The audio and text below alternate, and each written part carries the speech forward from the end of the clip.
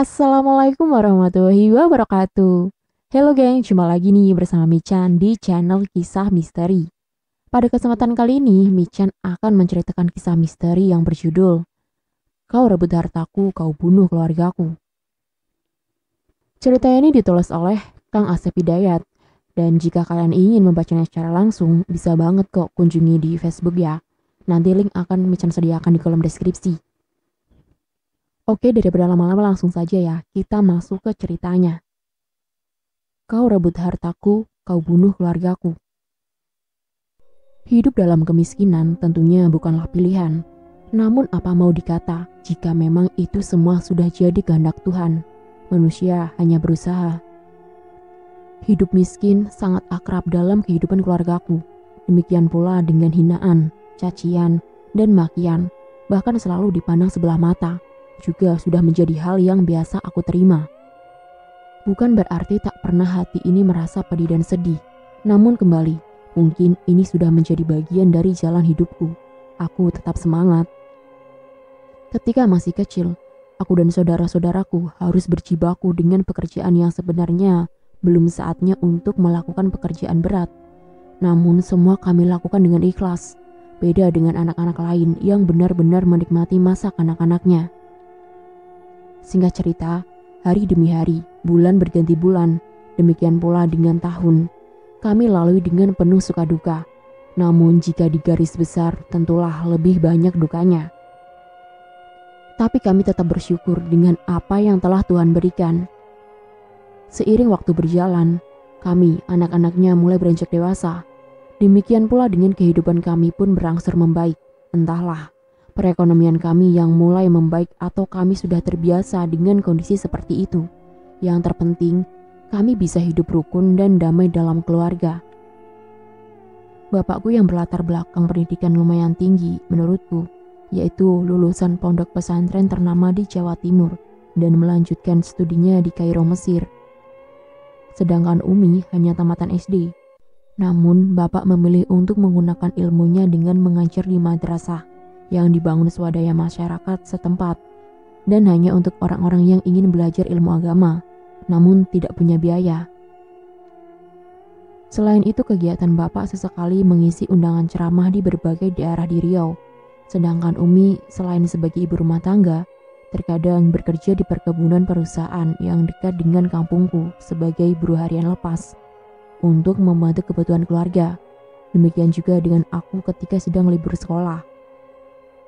Tahun 1908, hal ganjil mulai muncul kembali. Pada hari Kamis malam Jumat, aku dan ayahku pulang dari madrasah dengan berjalan kaki.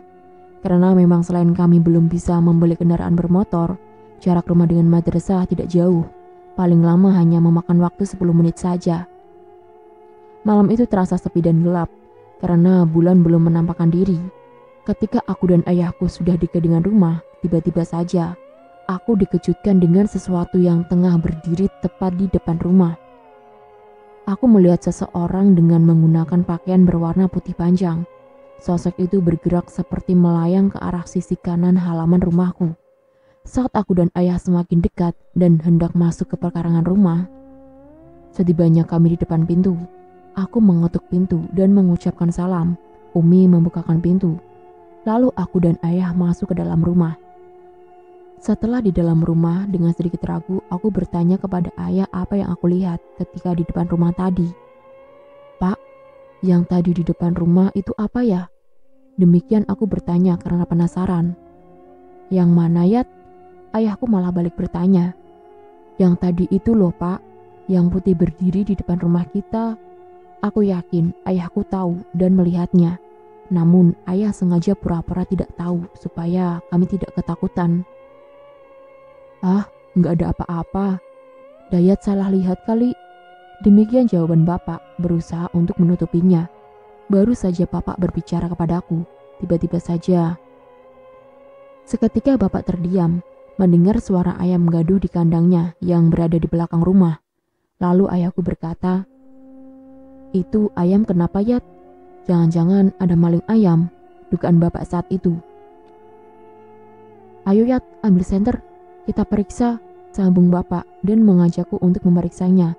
yang terlebih dahulu melangkah ke arah pintu belakang lewat dapur. Aku pun setelah mengambil senter, lalu mengikuti bapak dari belakangnya. Bapak membuka kunci pintu. Dengan perlahan, bapak membuka pintu. Lalu bapak mengintai ke arah luar. Namun tiba-tiba saja, wush! Tanpa terduga, angin kencang dari arah luar melabrak bapak. Hingga bapak tersurut mundur beberapa langkah.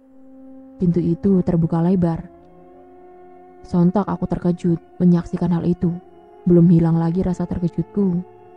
Tiba-tiba saja, seperti ada sesuatu berwarna hitam terbang dan menyerang bapak. Astagfirullah, bapak terkejut dan beristighfar. Bapak berusaha menghindar. Allahu Akbar. Bapak dengan sigap ke kanan dan ke kiri layaknya orang yang tengah berkelahi. Tak memakan waktu lama, akhirnya bapak berhasil mencakram dengan kuat penyerang itu. Lalu, buk! Bapak pun membantingkan dengan keras ke lantai. Dengan nafas masih memburu, bapakku dengan hati-hati mendekati benda hitam itu. Yat, bawa ke sini senternya. Iya pak. Aku yang sedari tadi hanya diam terpaku karena ketakutan, segera memberikan senternya ke bapak. Kemudian bapak menyorotkan senter ke arah benda itu. Terlihat cahaya merah menyala, pantulan dari matanya. Ternyata benda hitam itu seekor burung hantu besar berwarna hitam. Burung hantu itu tak bergerak, namun tatapan matanya begitu tajam menatap ke arah bapak. Terlihat dari dadanya seperti bernafas, tandanya burung hantu itu masih hidup. Tiba-tiba saja bapak berbicara yang ditujukan ke burung hantu itu. Hai iblis, siapa yang menyuruhmu menyerangku? Demikian tanya bapak dengan menatap tajam balik burung hantu itu. Namun tiba-tiba saja secepat kilat burung hantu itu bergerak lalu kabur. Yang membuatku merinding karena burung hantu itu kabur bersuara layaknya suara manusia tertawa ngakak. Bapak terus beristighfar, memandang ke arah kaburnya burung hantu itu. Kemudian bapak menutup pintu dan berbalik melangkah menuju ruang depan. Mendengar suara gaduh, Umi datang dari depan dengan raut wajah terlihat heran. Lalu Umi bertanya, "Ada apa pak? Kok ribut-ribut?" Tanya Umi cemas. Bapak hanya diam. Itu Mi, barusan ada burung hantu besar menyerang bapak, jawabku singkat. Terus mana burungnya? Tanya Umi lagi. Udah kabur Mi. Tiba-tiba saja bapak memanggil. Ayo cepat kunci pintunya. Aku segera mengunci pintu dan tentunya tidak jadi mengecek ayamnya. Singkat cerita, setelah baru saja diserang burung hantu aneh, bapak langsung duduk di ruang keluarga dan minum segelas air putih. Kuperhatikan wajah bapak yang terlihat pucat dan terlihat masih tegang seperti tengah memikirkan sesuatu. Ah, Pak, itu leher bapak kenapa? Aku terkejut melihat leher bagian belakang bapak berdarah. Darahnya meleleh hingga mengenai kerah bajunya. Mendengar teriakanku, bapak langsung mengusap lehernya dan bapak terlihat mengernyitkan keningnya. Tanda ia merasakan sakit di bagian itu. Umi segera melihat leher bapak dan terkejut begitu ia melihatnya. Astagfirullah pak, leher bapak luka. Dengan tergopoh-gopoh, Umi segera mengambil handuk kecil dan mangkok lalu menuangkan air panas dari termos air. Setelah dicampurkan sedikit air dingin, lalu Umi mulai membersihkan luka pada leher bapak. Kulihat luka di leher bapak seperti sayatan pisau tajam.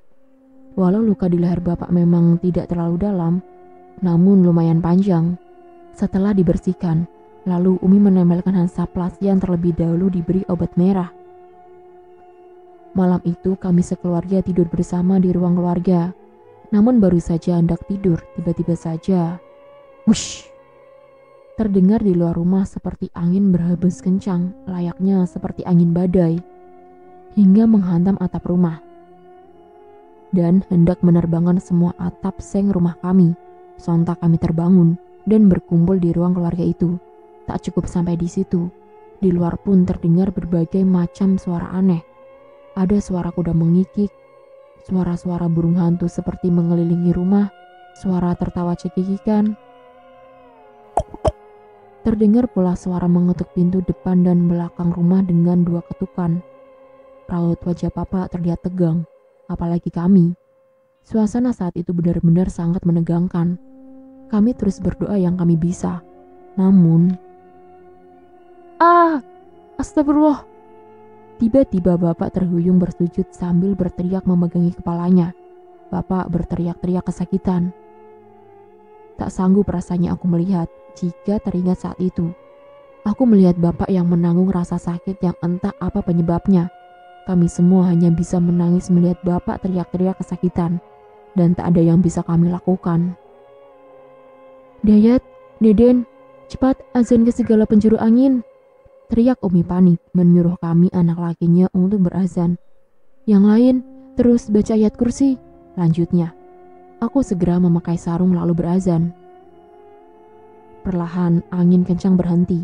Suara ketukan, suara-suara aneh pun menghilang. Namun sesaat suasana akan tenang, terdengar suara tertawa laki-laki. Akhirnya kau kena juga, Acep.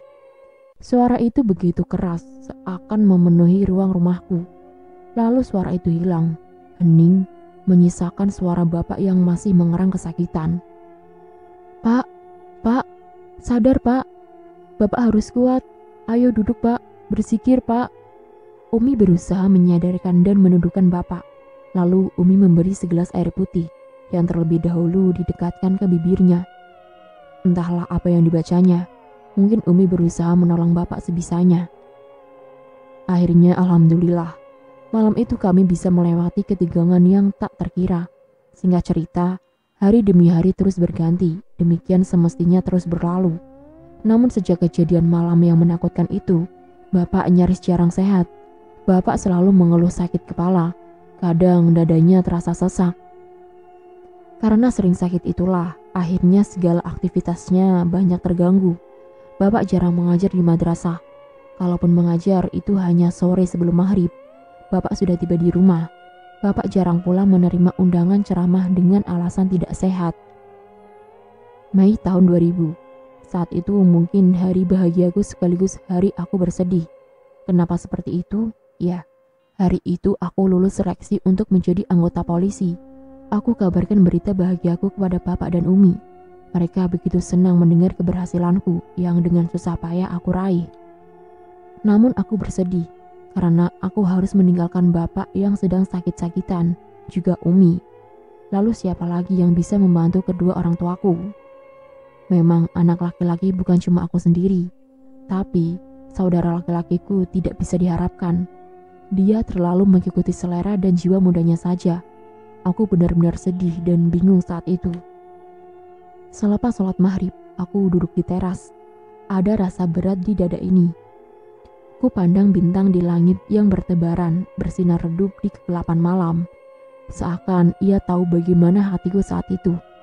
Tanpa terasa air mataku menetes. Ya, aku memang tengah bersedih karena dalam waktu dekat, aku akan meninggalkan kedua orang tuaku untuk mengikuti pendidikan selama 6 bulan. Sudahlah nak. Jangan kamu pikirkan bapak sama Umi. Insya Allah kami akan baik-baik saja.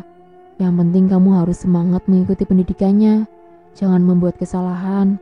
Jalani dengan ikhlas supaya tidak menjadi beban untukmu ya. Tiba-tiba saja Umi sudah di sampingku dan memberikan nasihat dan semangat untukku serta meyakinkan bahwa mereka akan baik-baik saja. Aku sedikit terkejut karena aku tidak menyadari kedatangannya. Umi memelukku seraya memulai kepalaku, seakan ia mengerti apa yang sedang aku pikirkan saat itu. Iya Mi, Dayat janji akan berjuang sebaik mungkin. Dayat gak akan mengecewakan bapak sama Umi. Ucapku seraya memeluk Umi. Tak tahan rasanya hatiku harus meninggalkan Umi.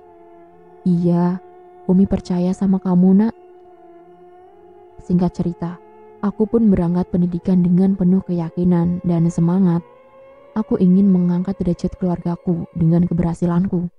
Aku akan buktikan kepada orang-orang yang selama ini menghinaku dan keluargaku bahwa kemiskinan tidak menjadi suatu alasan untuk kita menjadi lebih baik. 6 bulan berlalu aku menjalani pendidikan. Tanpa terasa, tanggal 23 Desember tahun 2000, resmi aku menjadi anggota polisi dengan pangkat Sersan 2. Detik-detik pelantikan hatiku merasa gelisah. Bukan karena sebentar lagi aku jadi polisi, melainkan aku tak tahan merasa rindu kepada bapak dan Umi. Sebab selama pendidikan aku tidak pulang ke rumah. Bukan karena tak ada libur, Tapi memang bapak melarang aku pulang kampung, walau di saat ada cuti pendidikan maupun pada waktu IBL, izin bermalam di luar. Selama pendidikan, aku hanya di tempat teman atau hanya tinggal di barak walau sedang libur. Begitu usai semua rangkaian upacara pelantikan, kusapukan pandangan mataku mencari bapak dan Umi. Dari kejauhan terlihat bapak tengah duduk, karena saat itu bapak tengah sakit. Namun demi aku, beliau hadir. "Bapak, Umi!" Aku berteriak dan berlari. Aku bersujud di kaki bapak dan Umi. Aku menangis betapa aku bersyukur dan bangga terhadap kedua orang tuaku yang miskin ini, karena bisa menjadikan aku seperti saat ini. Singkat cerita, hari itu juga langsung pulang kampung. Rindu rasanya aku dengan rumah dan keluargaku. Setibanya di kampung, semua teman-teman dan tetangga-tetanggaku terkejut melihat aku pulang dengan memakai baju dinas polisi. Karena selama ini tidak ada yang tahu kalau aku mengikuti seleksi jadi polisi dan mengikuti pendidikan. "Yat, kenapa kamu pakai baju polisi? Udah stres atau gimana?" Tiba-tiba ada temanku sewaktu sama-sama narik becak di pangkalan. Nyelotok kepadaku lalu diiringi gelak tawa yang lainnya. Mendapat pertanyaan bernada, "Ya begitulah." Aku hanya membalas dengan senyum. Namun adikku Neneng yang saat itu ada di dekatku menjawab dengan kesal. Udah puas ketawanya. Kalian pikir abangku polisi gadungan gitu?" Demikian ucapan Neneng. Seketika mereka terdiam. Lalu Neneng membuka tasku dan mengeluarkan map yang berisikan semua ijazah kelulusanku. Lalu Neneng menunjukkan ijazah itu kepada teman-temanku yang tadi menertawakanku. Mereka begitu fokus melihat lembaran ijazahku dan seketika wajah mereka berubah memerah. Entahlah itu menandakan apa. Jadi kamu sekarang udah jadi polisi?" Ucap salah satu teman becakku itu dengan gugup. Lalu nyaris bersamaan mereka turun dari atas becaknya dan menyalamiku, serta memberikan selamat. Namun demikian, semua itu tidaklah menjadikan aku besar kepala atau sombong. Aku tetap Dayat, anak kampung dari keluarga miskin. Hanya profesi saja yang berubah. Dari tukang becak menjadi anggota Polri. Singkat kata, setelah libur pendidikan selama 1 minggu, tibalah saatnya pengumuman penempatan tugas. Kami dikumpulkan di Polda Riau dan akhirnya namaku disebutkan bahwa aku ditempatkan di Pulau Batam. Membayangkan bagaimana perasaan aku saat itu, hanya air mata saja yang tidak keluar, namun hatiku hancur rasanya karena dengan begitu aku semakin jauh dari orang tuaku yang saat itu sedang membutuhkanku. Namun kembali Bapak dan Umi memberi semangat kepadaku. Beliau berpesan, "Laksanakan tugasmu dengan penuh tanggung jawab, jangan sakiti orang lain, carilah rezeki yang halal, jadilah polisi yang beriman dan bertakwa." Demikian pesan Bapak dan Umi. Selama 3 tahun aku bertugas di Batam, dan tahun 2003 akhir aku pindah tugas di Pulau Natuna. Belum 1 tahun aku bertugas di Natuna, aku mendengar berita dari kampung bahwa bapak sakit keras dan memintaku untuk pulang. Mendengar berita itu, aku segera mengajukan izin. Namun, aku sampai detik ini tidak pernah lupa dengan nama dan wajah orang yang saat itu salah satu yang memiliki kewenangan dalam hal izin anggotanya. "Saya tidak bisa memberi izin untuk kamu. Saya tidak percaya orang tuamu sakit." Saat itu aku hanya bisa diam dan keluar dari ruangan, dan malamnya aku mendapat berita bapak meninggal. Hancur rasa hatiku ini, remuk jiwaku ini, seraya bumi pun berhenti berputar tatkala mendengar berita meninggalnya bapak. Hari ketiga bapak berpulang, akhirnya aku pulang, karena saat itu pejabat ketiga di kesatuan mendengar berita kalau ayahku meninggal dan beliaulah yang memberiku izin. Akhirnya aku pulang dan yang kutemukan hanya tanah merah.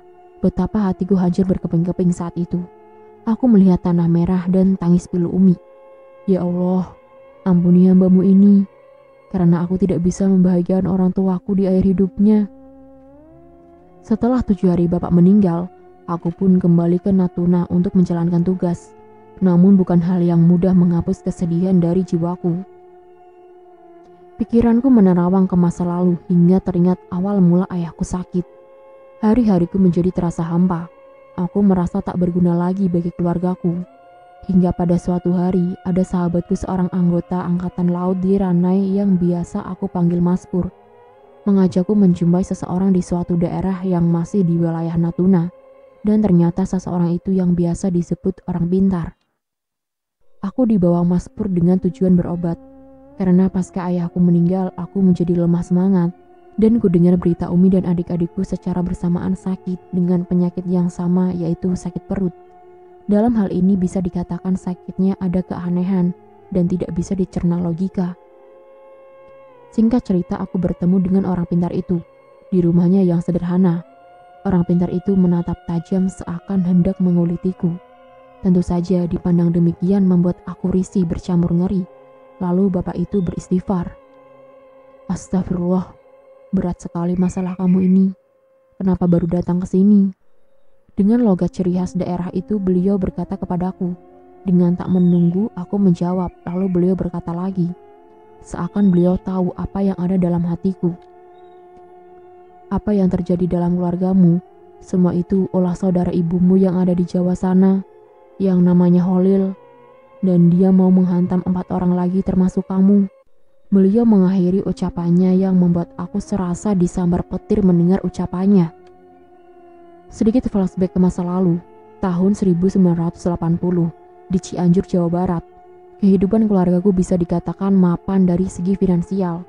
Hingga ada salah satu saudara laki-laki Umi, tepatnya abangnya Umi, meminjam uang kepada bapak sebesar 300 juta pada masa itu. Dengan janji tidak lama, namun hingga 2 tahun tidak ada tanda-tanda dibayar. Singkat cerita, bapak menagih utang itu melalui Umi yang menanyakan pada yang bersangkutan.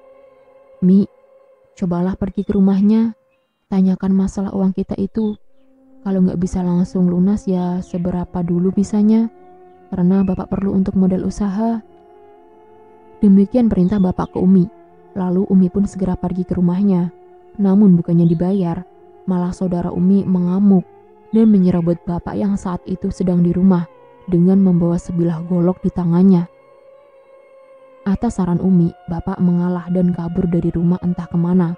Karena dia tidak bisa mendapati bapak di rumah membuat dia semakin murka. Dengan membabi buta dia merusak rumahku dan sumpah serapah. Dan yang paling kuingat kata-katanya saat itu. Yang hingga kini masih terngiang di benakku. Saat ini aku bersumpah akan kuhabisi hidupmu dan keturunanmu walau dimanapun kalian berada. Itulah ucapannya. Dia berkata sambil mengacungkan golok. Yang pada saat itu aku berada di bawah tempat tidur bersembunyi. Singkat cerita, seminggu kemudian kira-kira pukul 2 WIB dini hari, bapak pulang ke rumah dan menyuruh Umi berkemas. Dan paginya jam 6, kami sekeluarga pergi meninggalkan segalanya dan hijrah ke Riau, ikut transmigrasi.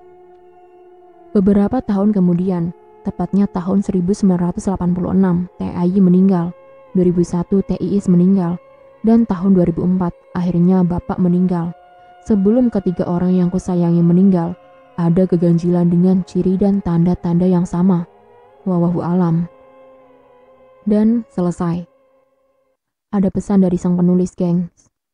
Sayangi serta berbaktilah kepada orang tua, karena sebesar apapun yang telah kita berikan kepada mereka, tak akan pernah terbalaskan atas jasanya terhadap kita. Bahkan bakti kepada orang tua yang akan menghantarkan kita ke dalam kesuksesan. Jangan pernah ingin memiliki sesuatu yang bukan milik kita, apalagi merampasnya dengan cara keji. Jangan karena nafsu hingga membuat orang lain menderita hingga kematian. Ingat, sekuat dan sesehat apapun manusia di muka bumi ini, bukan berarti tak akan luput dari kematian, dan kelak di akhirat akan dimintai pertanggungjawaban oleh Allah Subhanahu wa Ta'ala. Juga dari orang-orang yang pernah disakiti. Dan itulah akhir dari cerita yang berjudul Kau Rebut Hartaku, Kau Bunuh Keluargaku. Semoga kita bisa mendapatkan hal yang positif dari cerita kali ini ya gengs, dan buang sisi negatifnya jauh-jauh. Akhir kata Michan ucapkan terima kasih nih gengs buat kalian yang sudah menonton video kali ini. Dan tak lupa nih Michan ingatkan untuk tekan tombol like, komen, share, dan subscribe ya gengs. Dan tekan juga nih tombol lonceng untuk mengaktifkan notifikasi cerita-cerita yang selanjutnya. Coret-coret juga ya di kolom komentar apabila ada kata ataupun kalimat yang kurang tepat. Dan jika dalam cerita ini terdapat nama tokoh ataupun karakter yang sama, itu hanya kebetulan semata ya gengs. Bye-bye, wassalamualaikum warahmatullahi wabarakatuh.